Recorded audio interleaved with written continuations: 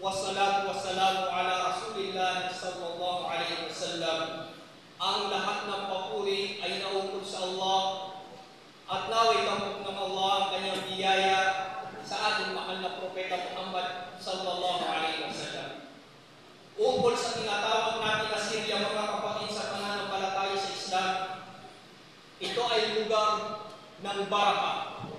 Sapagkat katulad ng ating mga nasabi, nabuhay dito ang mga sahaba ni Propeta Muhammad sallallahu alaihi wasallam. Sham, ang lugar na ito, Sham.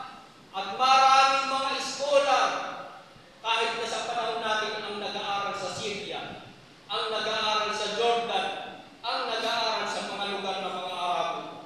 Sapagkat ang lugar na ito, bahagi ng ating kasaysayan. Kaya magpasalamat tayo sa Panginoon Allah subhanahu wa ta'ala at naririnig natin at nalalaman pa natin ang mga kasaysayan ito. Ano ang aral na makukuha natin dito, mga kapatid, sa pananampalataya sa Islam? Ang aral na makikita natin, 50 taon inapi at pinagpapatay ang mga taga-Syria, at yun ay dahil sa kanyang pananampalataya.